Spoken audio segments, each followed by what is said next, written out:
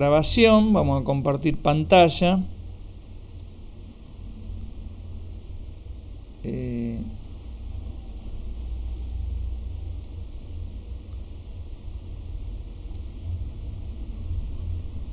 Bueno, ahí se escucha y se ve, ¿no? Digamos. Sí. Bueno, qué alegría. Entonces, vamos a empezar otra vez con esto. Vamos a ir medio rápido, pero bueno, no tan rápido tampoco. Dijimos que cuerpo negro era algo que absorbía o emitía una cantidad de radiación, que absorbía toda la radiación y la emitía toda. Y cuyo espectro, digamos, lo que se denomina la energía, y acá uno pone la longitud de onda. Bueno, en este caso no está puesto la energía directamente, apareció un cursor otra vez, no está puesta la energía directamente, sino que está puesta la densidad espectral de energía. Es decir, la energía, esto es, como dice acá, energía por unidad de volumen y unidad de frecuencia. Entonces el cuerpo negro tenía estas curvas de emisión, todas las que se ven acá, ¿está bien? Y este espectro, o sea, la forma de estas curvas, no depende del material que conforma el cuerpo negro, y solamente depende de la temperatura. ¿Está bien? Bueno, esa era una de las cosas. Otra de las cosas era que la ley de desplazamiento de Wien, que a medida que iba creciendo la temperatura, la mayor densidad de energía se emitía en las longitudes de onda más cortas. Por ejemplo, si yo estoy con un material a 3000 grados, la mayor densidad de energía la estoy emitiendo en el infrarrojo. Si yo estoy a 4000 grados Kelvin, la mayor densidad de energía la estoy emitiendo ya en el rojo, o sea, la veo. Y a 6000 grados la estoy emitiendo en un azul violeta casi. Entonces, los picos iban corriendo hacia la frecuencia, hacia las longitudes de ondas más cortas, cuando aumentaba la temperatura. Entonces, esta era la ley de desplazamiento de Wien. Si yo acá donde dice T pongo 6000 grados, por ejemplo, ya que estoy marcando acá la curva de 6000, si pongo acá donde dice T pongo 6000 Kelvin, Kelvin se va con Kelvin y me queda 2897 micrómetros dividido 6000, y eso me tiene que dar 483 nanómetros. Recordemos que un micrómetro es 1000 nanómetros. Después estaba la ley de Stefan Boltzmann, que era esta, donde esta R se llama irradiancia, y la irradiancia es la potencia emitida por el cuerpo negro por unidad de área. Bueno, no le den bolilla a este cursor rojo, sino a la flecha que estoy moviendo ya acá. La irradiancia, entonces dije que la potencia por unidad de área. Y se relacionaba con la temperatura a través de esta fórmula, donde esta era la constante de Boltzmann. Esto lo habíamos mencionado la vez pasada. Todo esto es fenomenológico todavía. Bueno, esta la explicó Boltzmann, ¿no? Esta la explicamos. Por ahora esta es fenomenológica, y la curva esta, la forma que tiene esta curva, todavía no sabemos qué forma funcional tiene. Bueno, la relación entre esta densidad espectral de energía y esta R es esto que se ve acá. Si yo integro, o sea, calculo el área debajo de la curva esta, agarro la curva, por ejemplo, de 6000 grados, ¿no? Y calculo el área que hay abajo, eso me da la densidad de energía. O sea, la contribución que hacen todos los colores a la energía. Porque cuando integro acá en la frecuencia, estoy integrando en todos los colores. O sea, sumo la energía del color verde más el color rojo más el color azul más todo el espectro de colores, y con eso obtengo la densidad de energía, o sea, energía por unidad de volumen. Y esta irradiancia, esta R, se relaciona con esta U a través de esta expresión, que también sale del electromagnetismo. Bueno, acá hay otra curva donde no está dibujada la longitud de onda, sino que lo que está acá abajo es la frecuencia. Y esta sería la densidad de energía. Bueno, este es otro posible dibujo, otras posibles curvas. Esto, cuando aumenta la temperatura, paso de esta curva más chiquita a las curvas más grandes. Y fíjense que en todas estas curvas hay un corrimiento como antes, nada más que el corrimiento ahora está hacia la derecha y antes estaba hacia la izquierda, ¿no? ¿Por qué? Porque esto es frecuencia y lo que vimos antes, vea la anterior, y acá hay longitud de onda, que es inversa a la frecuencia. Bueno. Entonces ahora viene cómo deducimos nosotros esta curva. O cómo se intentó deducir esta curva. La deducción la hacen estas dos personas, Rayleigh y Jeans, y llegan realmente a una cosa absurda. Vamos a ver cómo ellos hicieron para obtener esto. ¿Me escuchan, no? Sí, perfecto. Muy bien. Antes de ver eso, hay un montón de definiciones que salen del electromagnetismo, que son estas que están acá. La irradiancia, que es la potencia por unidad de área. Esto, que es la potencia dividido el área y dividido la frecuencia, es la irradiancia espectral. Pero si uno hace la cuentita, potencia dividido área dividido frecuencia, me da energía sobre área. O sea que la irradiancia es potencia sobre área, pero la irradiancia espectral es energía sobre área. Y yo acá hice la cuenta, ¿no? Se había mostrado esto. Esto que está acá, potencia sobre área, es la irradiancia. Por ejemplo, watt sobre metro cuadrado. Ahora, el watt es joule dividido segundo. Entonces me queda joule dividido segundo dividido metro cuadrado. Bueno, esto es R.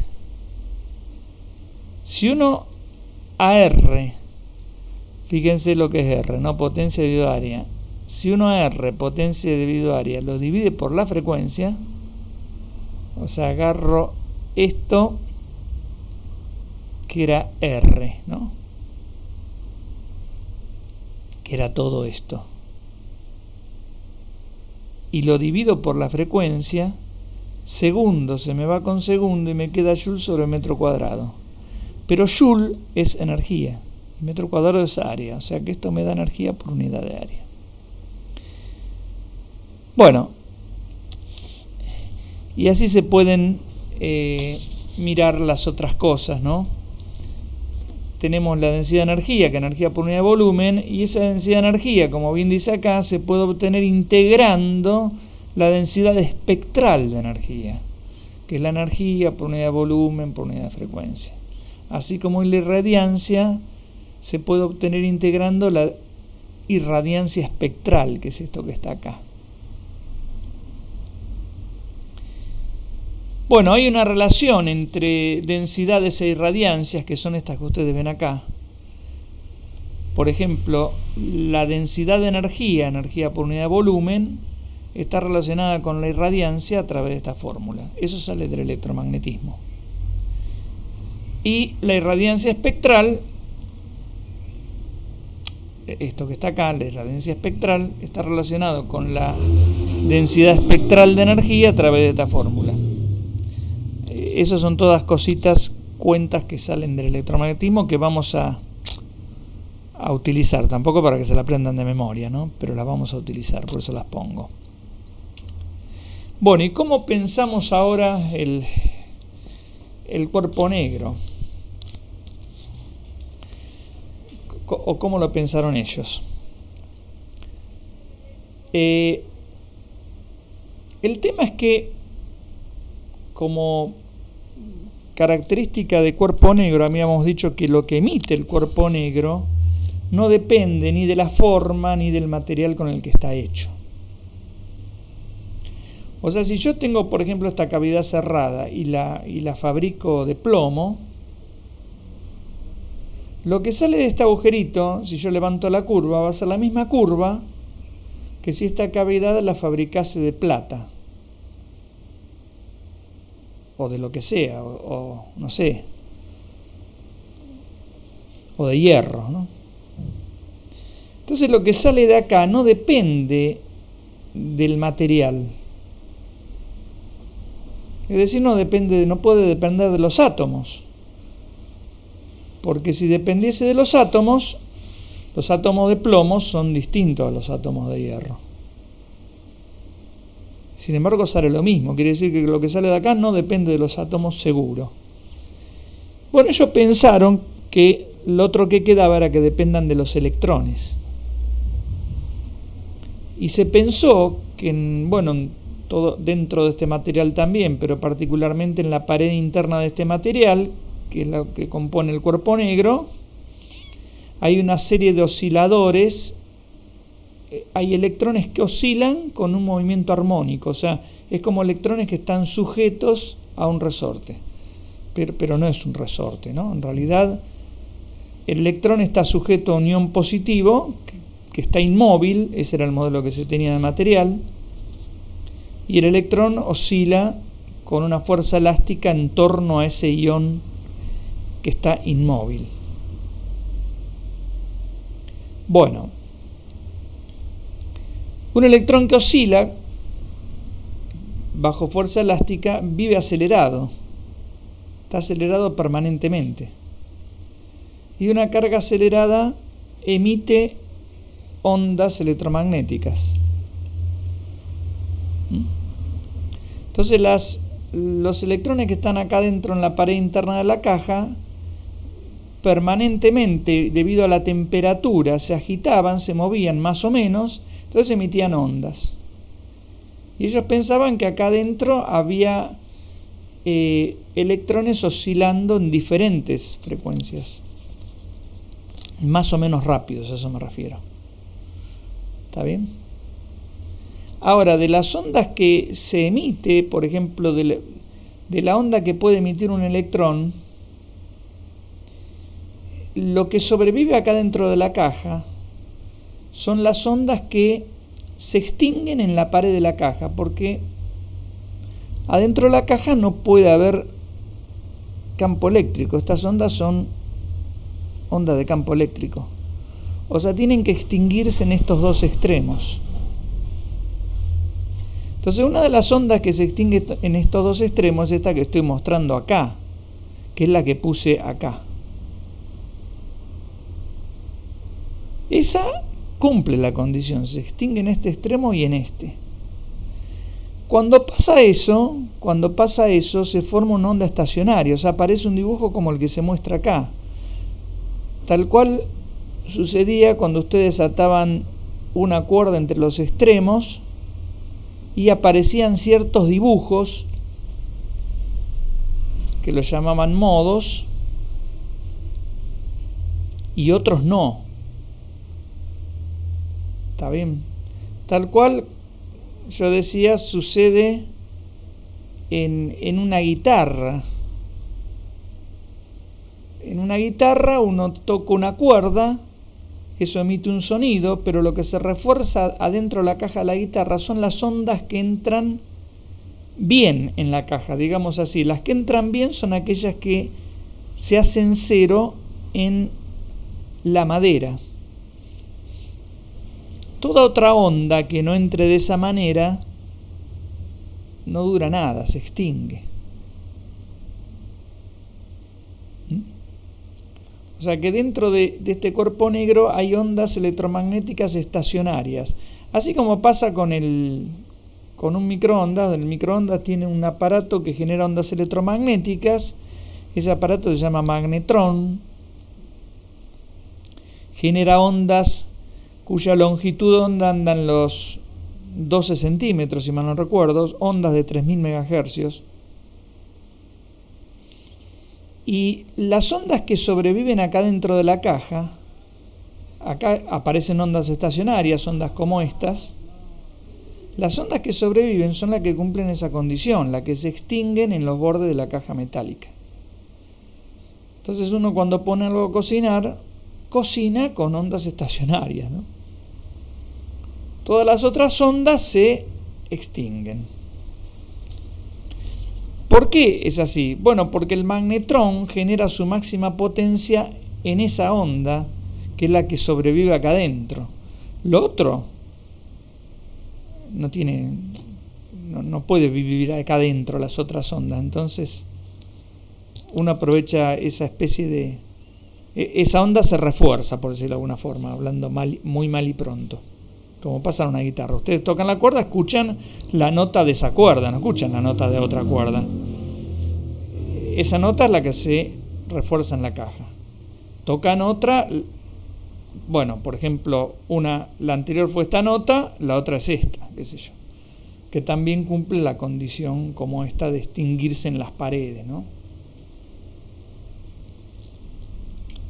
Bueno, entonces adentro de la caja metálica que constituye el cuerpo negro, adentro de esa caja metálica aparecen todos estas ondas estacionarias, la fundamental,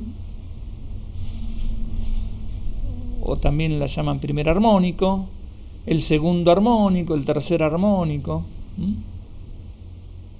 y así sucesivamente. Y aparecen un montón de armónicos, cada vez de longitud onda más chiquita. Tenemos el primer armónico, que supongamos sea este, que corresponde a una longitud de onda, qué sé yo, no sé, desde acá hasta la otra cresta, supongamos que haya 10 centímetros. Bueno, esto corresponde a 10 centímetros. El segundo armónico corresponde, por ejemplo, a 5. El tercer armónico es la tercera parte a esto. Y así sucesivamente uno puede ver que las longitudes de onda que van apareciendo cada vez están más juntas, hasta que aparece como una especie de continuo. Aparece como una especie de continuo. Nosotros medimos sobre esa especie de continuo. Para nosotros no es que acá las longitudes estén separadas. Para nosotros esto es un continuo. Bueno, si uno... no sé si alguien quiere preguntar algo.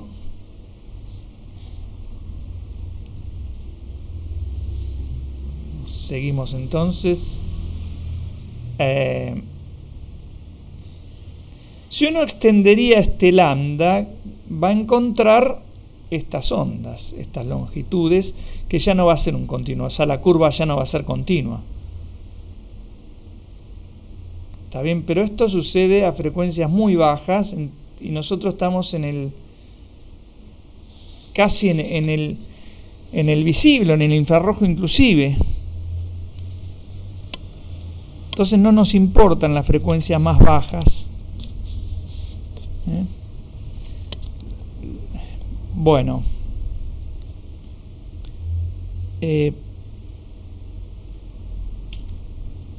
sigamos.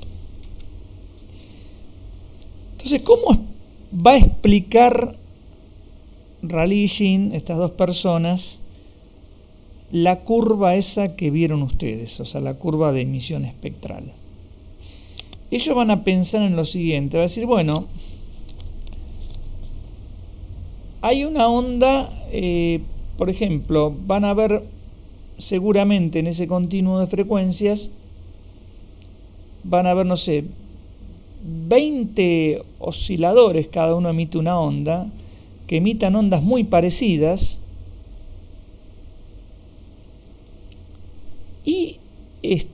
cada uno de esos osciladores va a emitir una energía promedio, que es lo que está acá. O sea, hay ondas que generan los osciladores de frecuencia. Sí, sí.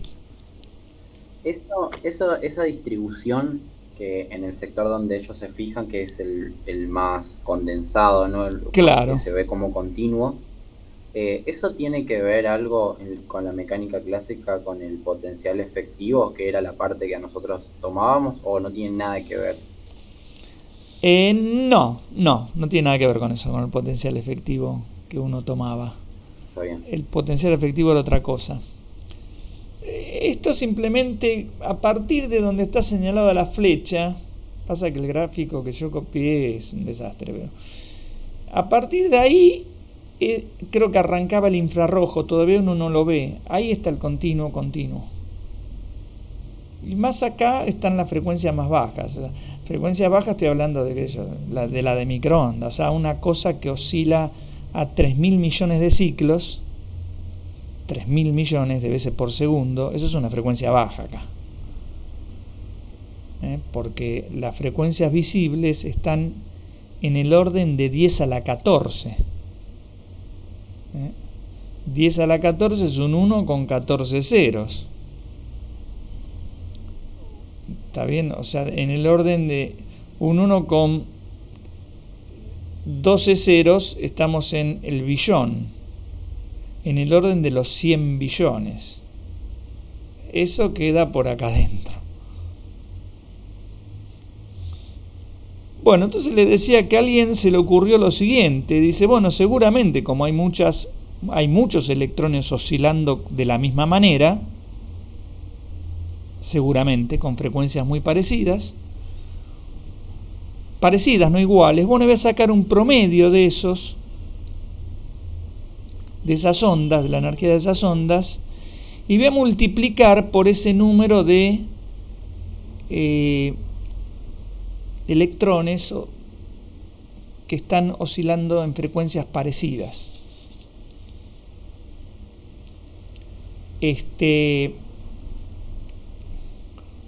Uno se puede preguntar por qué aparece este 2. Bueno, yo lo contaba antes esto. Esto que está acá sería la energía promedio que corresponde a una onda estacionaria,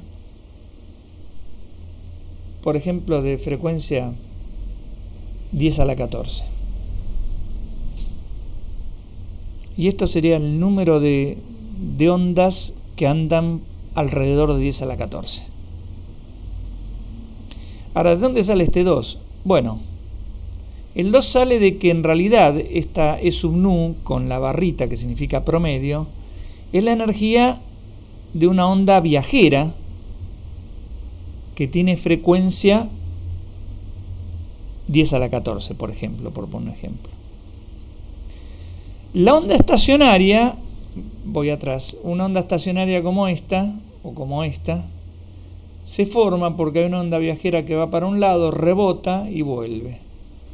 O sea, una onda estacionaria en realidad está formada por dos ondas viajeras, y de ahí sale este 2. O sea, para calcular la energía hay que poner la energía de la onda viajera y multiplicar por 2. Porque yo en realidad estoy mirando no las ondas viajeras, sino las ondas estacionarias que se generan adentro del cuerpo negro. Todo esto es hipótesis, o sea,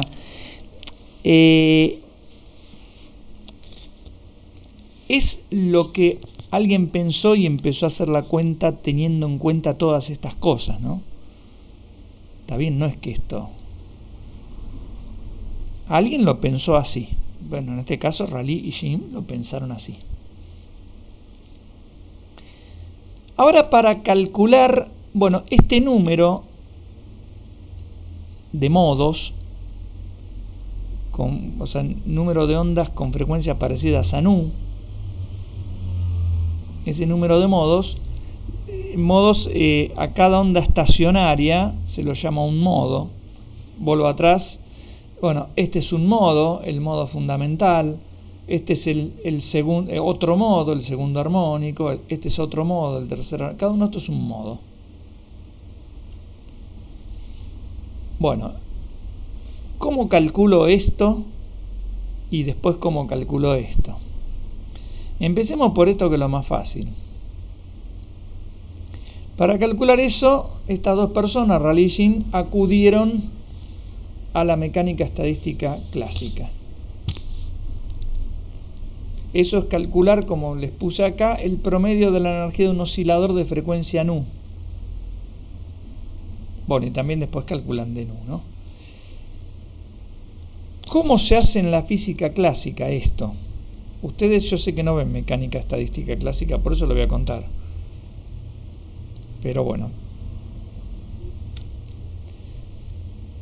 Lo que se muestra ahí, en ese dibujo, todos estos, vamos a empezar por acá, ¿no? Todos estos osciladores, que en realidad eran los electrones, que estaban unidos a los iones del metal por una fuerza elástica, oscilan porque yo estoy calentando el material.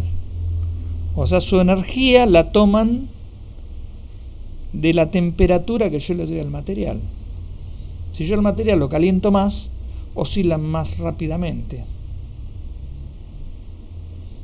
¿Está bien? O sea, no es que estamos pensando que los electrones tienen energía de por sí para oscilar, sino que es la energía por estar sujetos a una temperatura, o como se dice en la jerga de la termodinámica, porque están en un baño térmico. O sea, decir que un grupo, un sistema físico, en este caso el sistema físico es el conjunto de electrones, que es más o menos infinito, ¿no? Que ese sistema físico es un sistema que está en un baño térmico a temperatura T,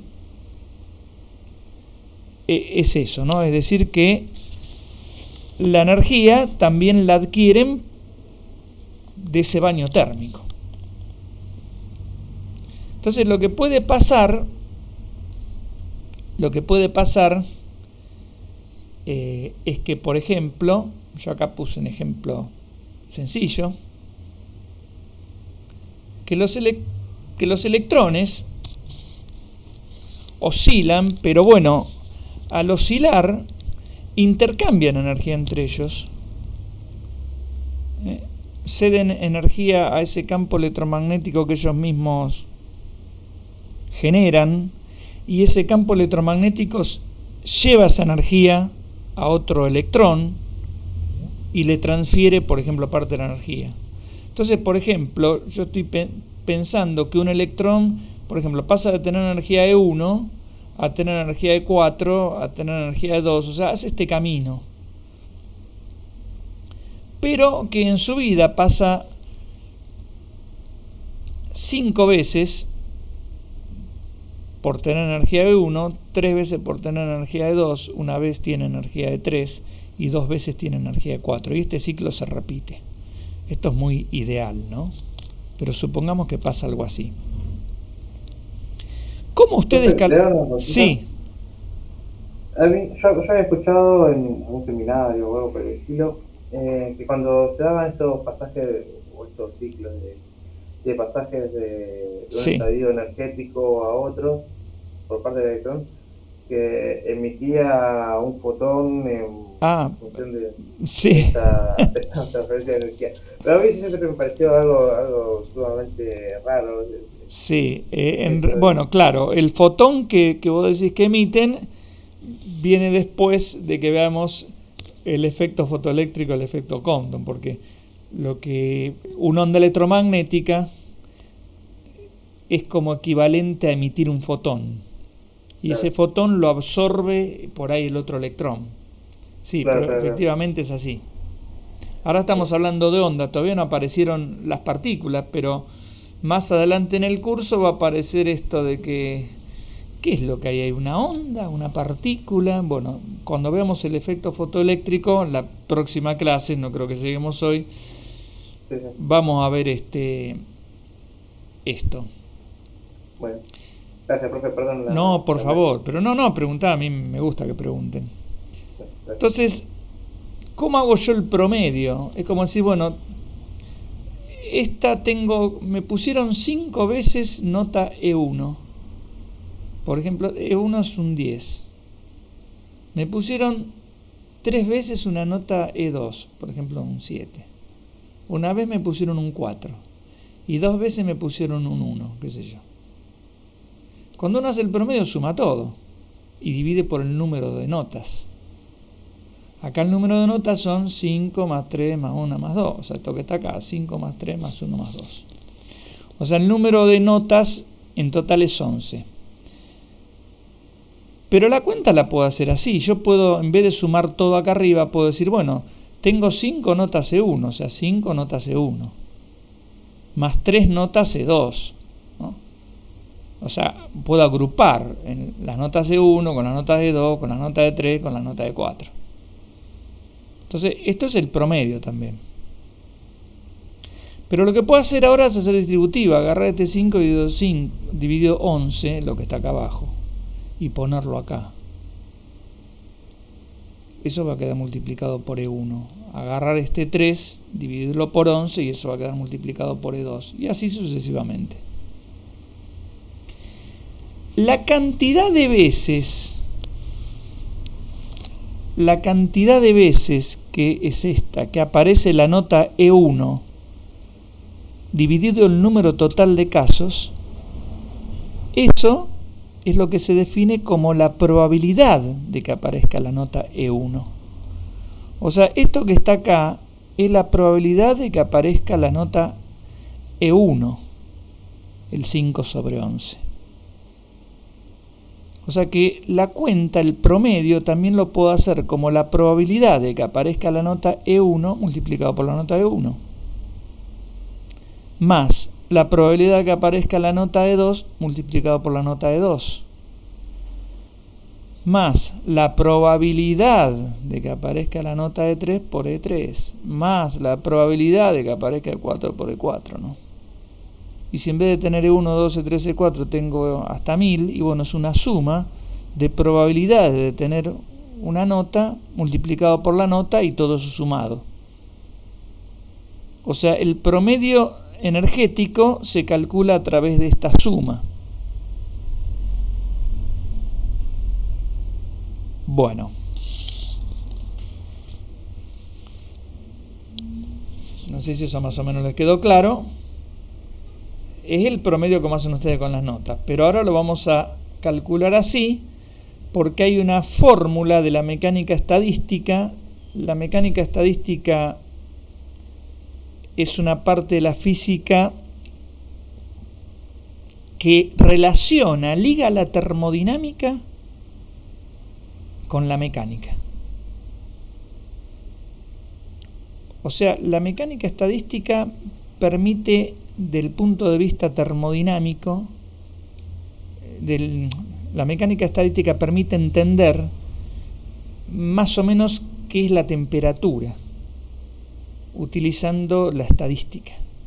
Nosotros no vamos a entrar en esos detalles, pero esa a veces se la llama termodinámica estadística, relaciona la termodinámica con cosas estadísticas, vamos a decir.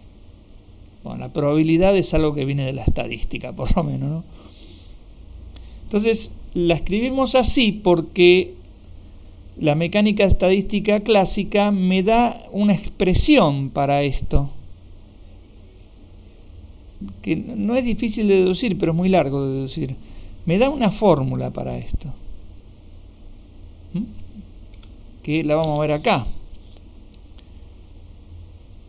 Entonces, apelando a la mecánica estadística clásica, la de Boltzmann, por ejemplo, yo estoy pensando, como bien yo había escrito acá, en un sistema con número fijo de componentes, en este caso los electrones que oscilan, que intercambian energía entre sí en un volumen también fijo, que es el de la caja o el cuerpo negro, y en contacto con una fuente a temperatura T. que es, bueno, yo el cuerpo negro lo tengo a una temperatura fija.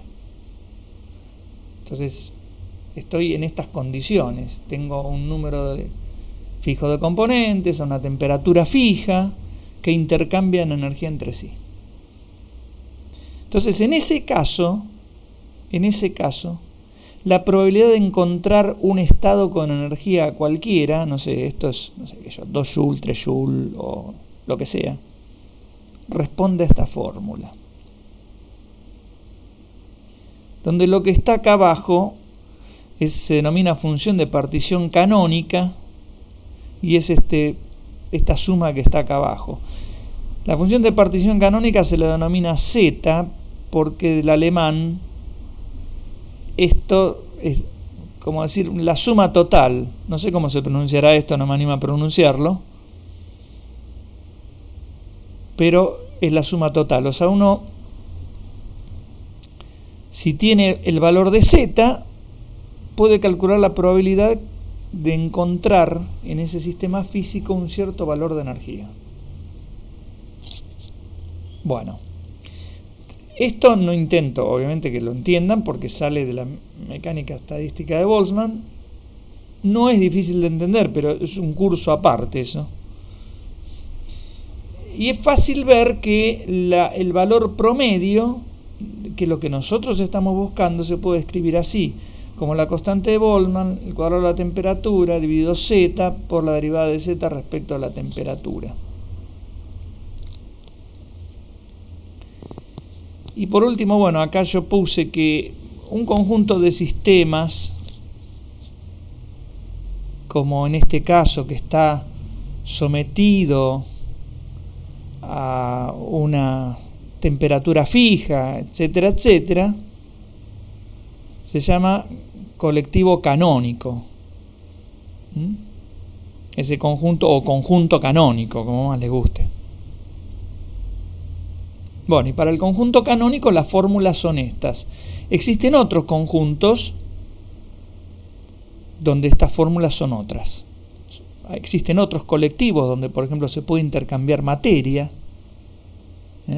pero acá no se intercambia materia. Los electrones que están en la pared de la caja ahí siguen estando, no desaparecen. Bueno, ese colectivo donde además se puede intercambiar materia, por ejemplo, se denomina macrocanónico y las fórmulas que van ahí son obviamente otras, no son estas que están tan sencillamente puestas acá. Bueno, obviamente Rayleigh y Jean conocían todo esto, ni que decirlo. Y lo sorprendente de esto es que si por ejemplo la energía de algo se expresa de esta forma, donde V es la velocidad y R la posición, como pasa en el caso de un oscilador en 3 dimensiones, yo voy a pensar que el electrón ese que está ahí puede oscilar en 3 dimensiones, lógicamente, y que su energía tiene una parte cinética, un medio de la masa por la velocidad al cuadrado. Esta es la velocidad al cuadrado, ¿no? La velocidad al cuadrado en 3 dimensiones es Vx cuadrado más B cuadrado más Bz cuadrado. Pero también tiene una parte de potencial elástico, que es un medio de K por el estiramiento al cuadrado. Bueno, el estiramiento en X al cuadrado más el estiramiento en Y al cuadrado más el estiramiento en Z al cuadrado.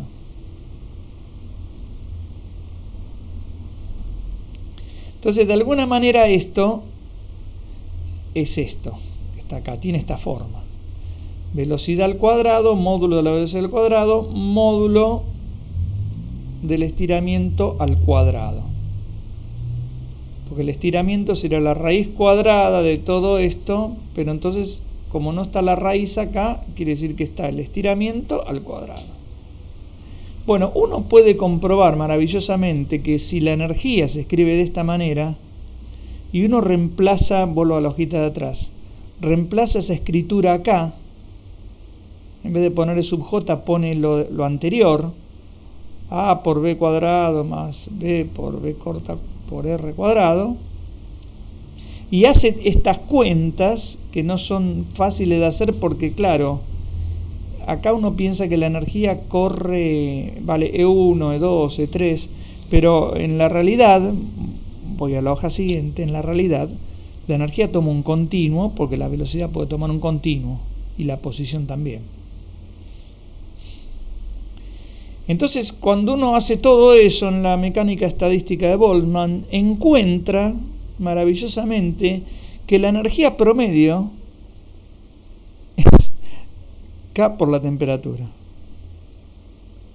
Esto se los comento, no está generalmente en los libros de esta materia de nivel que ustedes tienen,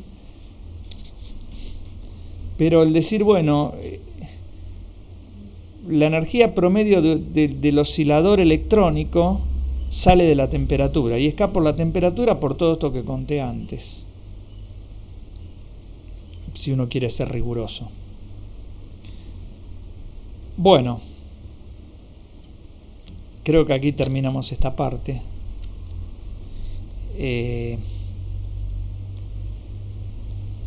Vamos a cortar la grabación.